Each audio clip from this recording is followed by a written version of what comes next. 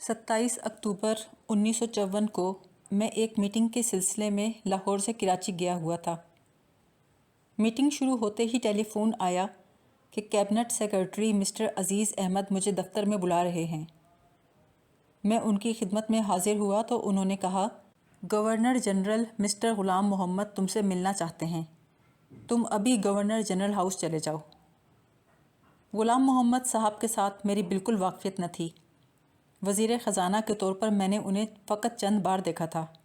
میں نے مسٹر عزیز سے اس بلاوے کا مقصد دریافت کیا تو انہوں نے لا علمی کا اظہار کیا۔ غلام محمد صاحب کے ایک بھائی نے لاہور میں کسی فیکٹری کی الاٹمنٹ کی درخواست دی ہوئی تھی۔ مجھے گمان ہوا شاید گورنر جنرل اس سلسلے میں سفارش کرنے والے ہوں۔ میں نے اپنے اس خدشے کا اظہار کیا تو مسٹر عزیز نے اس سے بھی لاتعلقی کا اظہار کیا۔ ساتھ ہی مجھے مشورہ دیا کہ مسٹر غلام محمد سخت طبیعت کے آدمی ہیں، میں ان کے ساتھ بات چیت میں احتیاط سے کام لوں۔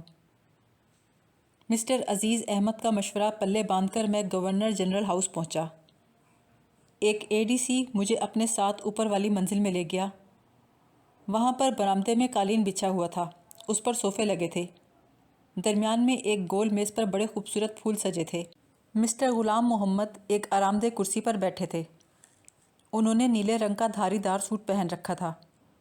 کوٹ کے کالر میں گلاب کا پھول لگا تھا۔ سر پر کالی جینا کیپ تھی اور ہاتھ میں سگریٹ۔ ان کے برابر والی کرسی پر ان کی پرسنل سیکرٹری مس روتھ بورل بیٹھی تھی۔ یہ بڑی طرح دار، نازک اندام، نیم امریکن نیم سوئس لڑکی تھی جسے وہ واشنگٹن سے لائے تھے۔ اے ڈی سی نے میری آمد کا اعلان کیا تو انہوں نے نظریں گاڑ کر مجھے سر سے پاؤں تک گھورا، پھر ہاتھ کے اشارے سے کرسی پر بیٹھنے کو کہا۔ چند لمحے عجیب خاموشی رہی، پھر گورنر جنرل نے بچوں کی طرح غوں غاں کر کے بولنا شروع کیا۔ جب وہ خاموش ہوئے تو مس بورل بولی، ہز ایکسیلنسی فرماتے ہیں کہ انہوں نے آپ کو سیکرٹری ٹو گورنر جنرل کی پوسٹ کے لیے منتخب کیا ہے۔ اس نازک زمانے میں یہ اہم ذمہ داری ہے۔ ایچ ای امید رکھتے ہیں کہ آپ ان کے اعتماد پر پورا اتریں گے۔ ایچ ای کا حکم ہے آپ ابھی نیچے جائیں اور اپنی پوسٹ کا چارج سنبھال لیں۔ میرے پاؤں تلے سے زمین نکل گئی۔ صاف انکار کرنا تو مشکل تھا، اس لیے میں نے ایک عذر پیش کرنے کی کوشش کی۔ میں اس وقت پنجاب گورنمنٹ میں ڈائریکٹر آف انڈسٹریز کے طور پہ کام کر رہا ہوں۔ جب تک صوبائی حکومت مجھے وہاں سے فارغ نہ کرے، کسی اور پوسٹ کا چارج لینا بڑی بے ضابطگی ہوگی۔ یہ بات سن کر مسٹر غلام محمد غصے میں آ گئے۔ ان کا چہرہ سرخ ہو گیا۔ انہوں نے کڑک کر کچھ کہا جس کا مفہوم مس بورل نے یوں سمجھایا، ہز ایکسیلنسی فرماتے ہیں پنجاب گورنمنٹ جہنم میں جائے۔ جس بے ضابطگی کا آپ نے ذکر کیا ہے وہ بھی آپ سمیت جہنم میں جائے۔ پنجاب کے چیف منسٹر ملک فیروز خان اتفاق سے نیچے بیٹھے ہیں۔ انہیں یہاں بلایا جا رہا ہے تاکہ وہ آپ کو پنجاب سے فارغ کر دیں۔ آپ فوراً نیچے جا کر اپنی پوسٹ کا چارج سنبھال لیں۔ یہ تیر نشانے پر نہ بیٹھا تو میں نے ایک اور حربہ استعمال کیا۔ جناب میری والدہ اور سامان لاہور میں ہے، چارج لینے سے پہلے میں وہاں جا کر انہیں کراچی لا سکتا ہوں؟ اب مسٹر غلام محمد کا پارا چڑھ گیا۔ وہ کرسی پر بل کھا کھا کر زور سے چیخنے لگے۔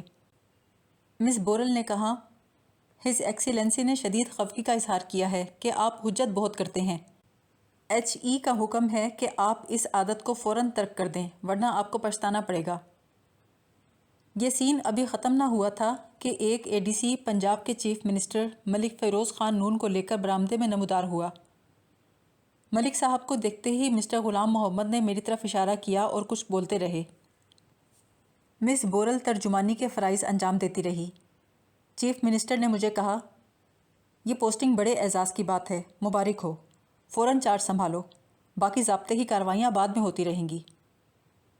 میں نے کچھ کہنا چاہا تو چیف منسٹر نے مجھے آنکھ مار کے چپ کروا دیا۔ اس طرح سربراہ مملکت کے ساتھ میرا پہلا انٹرویو ختم ہوا اور میں اگلے 9 برس کے لیے اس بیت الجن میں مقید ہو گیا۔ نیچے آ کر میں مسٹر اے جی رضا کے کمرے میں گیا جو اس سے پہلے گورنر جنرل کے سیکرٹری تھے۔ اس وقت تک انہیں علم نہ تھا کہ ان کا تبادلہ کر دیا گیا ہے اور ان کی جگہ میری تقرری ہو گئی ہے۔ یہ خبر انہوں نے پہلی بار مجھ سے سنی۔ اس طرح بے خبری میں ناگہانی طور پر سیکرٹری بدلنے کا انداز مجھے بڑا نازیبا لگا۔ جہاں تک میری تقرری کا تعلق ہے میں تو اسے بلائے ناگہانی سمجھا۔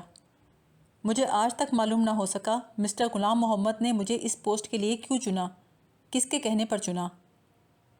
نومبر 1954 کے اوائل میں نے اس پوسٹ کا چارج سنبھال لیا۔ گورنر جنرل ہاؤس کا ماحول آسیب زدہ نظر آتا تھا۔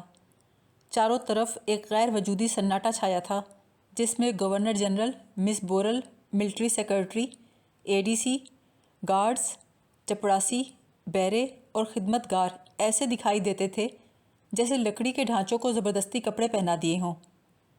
سیکرٹری کی پوسٹ کا چارج لینے کے بعد کئی روز تک میں خاموشی سے اس شخصیت کا جائزہ لیتا رہا جس کے ساتھ اب مجھے دن رات پالا پڑنے والا تھا۔ مسٹر غلام محمد کافی عرصے سے فالج کے مریض تھے۔ ان کا بلڈ پریشر مستقل ہائی رہتا تھا۔ وہ چند قدم سے زیادہ چلنے پھرنے سے معذور تھے۔ اکثر مریضوں والی پہیے دار کرسی میں بیٹھ کر گورنر جنرل ہاؤس کا گشت کرتے تھے۔ ان کے ہاتھوں میں ریشہ تھا۔ وہ دستخط کے علاوہ مزید کچھ لکھنے کے قابل نہیں تھے۔ فالج نے ان کی زبان اور چہرے کو متاثر کیا تھا، جس کی وجہ سے ان کی گفتگو سمجھ میں نہیں آتی تھی۔ جب وہ کھانے پینے کی کوئی چیز منہ میں ڈالتے تھے تو اس کا کچھ حصہ دونوں کونوں سے باہر گرتا رہتا تھا۔ جسمانی عوارض کے علاوہ مسٹر غلام محمد کا ذہن بھی وقفے سے اور ناغے سے تھم تھم کے کام کرتا تھا۔ کبھی تو بالکل صاف شفاف اور تیز و ترار ہوتا اور وہ ہر چیز کو بجلی کی تیزی کے ساتھ سمجھ لیتے۔ کبھی وہ بلب کی طرح فیوز ہو جاتا۔ ایسے موقع پر وہ بچوں کی سی حرکتیں کرتے۔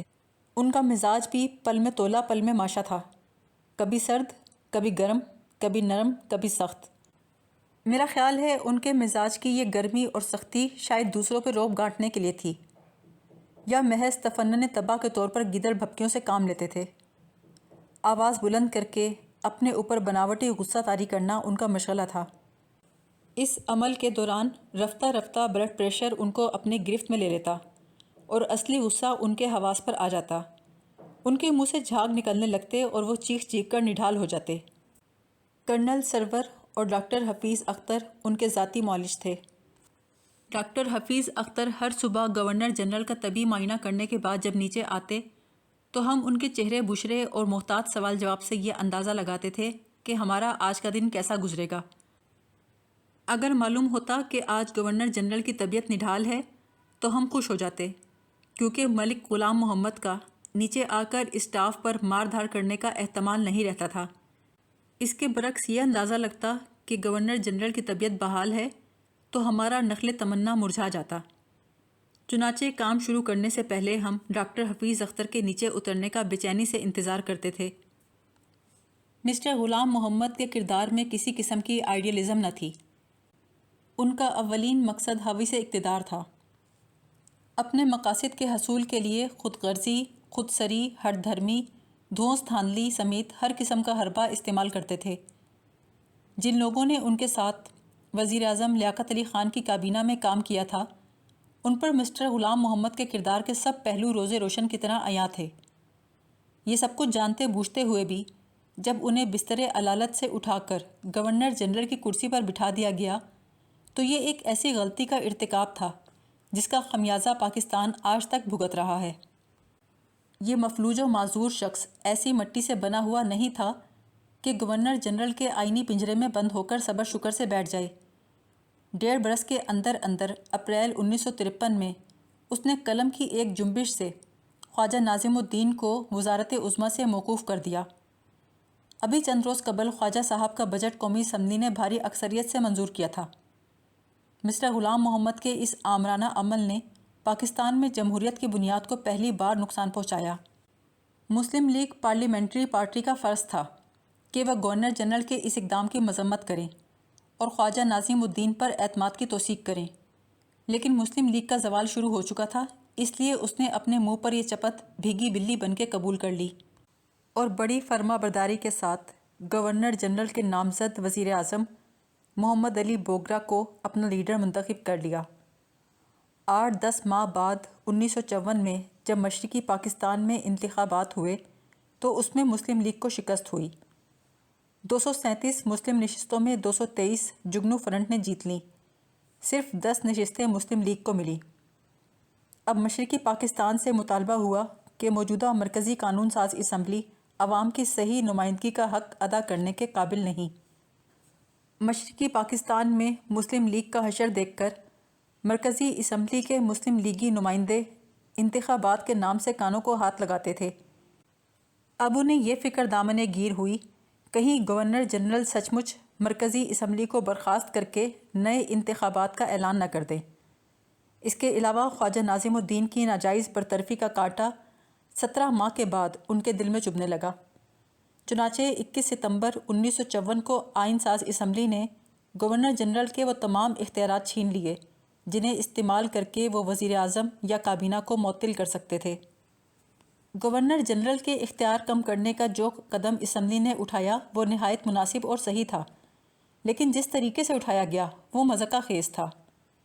اسمبلی کے ممبران ایک مفلوج غلام محمد سے اتنے خوفزدہ تھے کہ انہوں نے یہ کارروائی چوروں کی طرح دبے پاؤں چھپ چھپا کر کی۔ ترمیم کا ریزولوشن چھپوا کر ممبروں کو تقسیم نہ کیا گیا، بلکہ آدھی رات کو اسمبلی میں ان کے پجن ہولز میں رکھوا دیا گیا۔ اگلی صبح اسمبلی کا اجلاس مقررہ وقت سے 1 گھنٹہ قبل شروع ہوا اور گورنر جنرل کے اختیار کم کرنے کا ریزولوشن 10 منٹ کے اندر اندر پاس ہو گیا۔ اس قرارداد کے بعد مسٹر غلام محمد کی پوزیشن کابینہ اور اسمبلی کے رحم و کرم پر منحصر ہو گئی۔ اس کا جواب گورنر جنرل نے 33 دن کے بعد دیا۔ 24 اکتوبر 1954 کو اچانک ملک میں ہنگامی حالات کا اعلان کر کے قانون ساز اسمبلی کو برخاست کر دیا، کابینہ برطرف کر دی۔ مسٹر محمد علی بوگرا کی سرکردگی میں اپنی مرضی کی نئی کابینہ تشکیل دی۔ مسٹر غلام محمد کے اس اقدام نے پاکستان میں جمہوریت کا بھرم پامال کر دیا۔ اقتدار کے حصول کے لیے آئینی اور قانونی اصولوں کو پامال کرنے کی ایسی مثال قائم کی جس نے آگے چل کر ایسے سدا بہار گل کھلائے جو آج تک مرجھانے کا نام نہیں لیتے۔ مسٹر غلام محمد اپنے سہارے سے چل پھر سکتے تھے، نہ کچھ لکھ سکتے تھے، نہ ان کی بات کوئی آسانی سے سمجھ سکتا تھا۔ اس تمام معذوری کے باوجود انہوں نے ملک بھر میں ہنگامی حالات کا اعلان کس برتے پر کیا؟ فیلڈ مارشل ایوب خان نے اپنی کتاب جس رزق سے آتی ہو پرواز میں کوتاہی میں لکھا ہے کہ ہنگامی حالات کا اعلان ہونے سے پہلے وہ پرائم منسٹر محمد علی بوگرا، چودھری محمد علی اور اسکندر مرزا کے ساتھ امریکہ گئے تھے۔ وہاں پر وزیر اعظم کو گورنر جنرل کا پیغام ملا کہ فوراً واپس آؤ۔ یہ پیغام پا کر سب نے جلد سے جلد واپس آنے کی ٹھان لی۔ جب لندن پہنچے تو معلوم ہوا اس روز کوئی ہوائی جہاز مشرق کی طرف نہیں جا رہا، اس لیے انہوں نے کراچی کے لیے ایک ہوائی جہاز چارٹر کیا۔ اس کے بعد کے واقعات ایوب خان کے الفاظ میں اس طرح ہیں: لندن ایئرپورٹ پر گورنر جنرل نے مجھے ٹیلی فون پر بلایا، لیکن ان کی بات میری سمجھ میں نہ آئی۔ میں نے ٹیلی فون سکندر مرزا کو دے دیا۔ ہمیں بس اس قدر معلوم ہو سکا کہ گورنر جنرل مجھے فوراً پاکستان بلانا چاہتے ہیں، انہیں دوسروں سے غرض نہ تھی۔ اسکندر مرزا، چودھری محمد علی اور میں، ہم تینوں گورنر جنرل کی کوٹھی پر پہنچے۔ گورنر جنرل اوپر کی منزل پر اپنی خوابگاہ میں تھے۔ ان کے خون کا دباؤ بڑھ گیا تھا اور پیٹھ میں بڑی تکلیف تھی، جس کی وجہ سے وہ چاروں شانے چت ایک تختے پر لیٹنے پر مجبور تھے۔ وہ غصے سے آگ بگولا ہو رہے تھے اور گالیوں کی بوچھاڑ تھی کہ تھمنے کا نام نہ لیتی تھی۔ خوش قسمتی سے یہ گالیاں کسی کی سمجھ میں نہ آتی تھیں۔ چودھری محمد علی نے جرأت کر کے کچھ کہا تو جواب میں گالیوں کی بوچھاڑ پڑی۔ اس کے بعد سکندر مرزا کچھ بولے، ان پر بھی بوچھاڑ کر دی۔ ہم ان کی خدمت میں گزارش کرنا چاہتے تھے کہ آپ وزیر اعظم محمد علی بوگرا کو ایک موقع اور دیں۔ اس کے جواب میں انہوں نے غرا کر کہا، جاؤ جاؤ، دور ہو جاؤ۔ ان کی زبان سے بار بار نہیں نہیں یہ الفاظ نکلتے تھے۔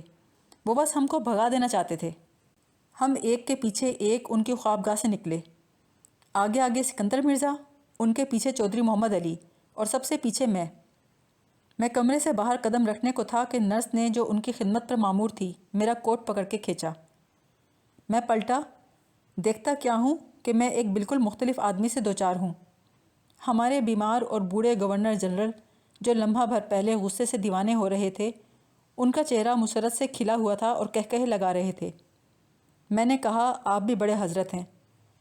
انہوں نے ایک خاص مسرت کی چمک آنکھوں میں لیے مجھے اشارہ کیا، مسیری پر بیٹھ جاؤ۔ اس کے بعد انہوں نے تکیے کے نیچے سے 2 دستاویزیں نکالیں۔ ان میں سے ایک پر کچھ ایسی عبارت تھی: میں غلام محمد فلاں فلاں وجوہ کی بنا پر فلاں فلاں اختیارات جنرل ایوب خان کو سونپتا ہوں اور انہیں حکم دیتا ہوں کہ 3 مہینے کے اندر اندر آئین تیار کر لیں۔ میں نے اس کاغذ پر نظر ڈالی اور دل میں کہا، خدا آپ سے سمجھے، پچھلے 8 برس تو آپ کو ہوش نہ آیا اور اب آپ چاہتے ہیں میں 3 مہینے میں دستور بنا کے پیش کر دوں۔ دوسری دستاویز اس مضمون کی تھی کہ میں نے اس پیشکش کو قبول کر لیا ہے۔ جیسے ہی میں نے ان کاغذوں پر نظر ڈالی میرا تن بدن پکار اٹھا، نہیں، ہرگز نہیں۔ میں نے کہا، آپ جلد بازی سے کام لے رہے ہیں، اس سے ملک کو سخت نقصان پہنچے گا۔ میں فوج کی تعمیر میں مصروف ہوں۔ ہمارا ایک دشمن ہے ہندوستان، جس کو رام کرنا بڑا دشوار ہے۔ ہم ہزار چاہیں وہ ہمیں دشمن نہ سمجھے، مگر وہ دشمن سمجھنے پر تلا ہوا ہے۔ میں اپنے پیشے میں رہ کر ملک کی بہتر خدمت کر سکتا ہوں۔ میرا خیال ہے کہ میں کچھ مفید کام سر انجام دے سکتا ہوں۔ آپ اپنی موجودہ ذہنی کیفیت میں کوئی بات کر گزرنا چاہتے ہیں جس کا نتیجہ آگے چل کر سوائے ملک کے نقصان کے اور کچھ نہیں ہوگا۔ اس کے جواب میں انہوں نے مجھ پہ گالیوں کی بوچھار کر دی، لیکن انہیں احساس ہو گیا میں اس جلد بازی میں ان کا ساتھ نہیں دوں گا۔ جو کمانڈر ان چیف یعنی ایوب خان اپنے گورنر جنرل یعنی غلام محمد صاحب کو ایسی کھری کھری سنانے کی ہمت رکھتا ہو، اس کا یہ بھی فرض تھا کہ وہ اسے کوئی اور غیر جمہوری اور غیر آئینی قدم اٹھانے سے باز رہنے کی تلقین بھی کرے۔ لیکن ایوب خان نے مسٹر غلام محمد کو ایسی کوئی وارننگ نہ دی، بلکہ اس کے برعکس جب ہنگامی حالات کا اعلان ہوا اور اسمبلی کی برطرفی کے بعد نئی کابینہ بنی تو ایوب خان نے کمانڈر ان چیف کے عہدے کے ساتھ ساتھ وزیر دفاع کا منصب بھی قبول کر لیا۔ اسکندر مرزا اس نئی کابینہ میں وزیر داخلہ مقرر ہوئے۔ ان دونوں حضرات کی رفاقت مسٹر غلام محمد کے لیے زبردست پشت پناہی تھی۔ غالباً یہی وہ شے تھی جس کے زور پر انہوں نے اتنا بڑا قدم اٹھایا تھا۔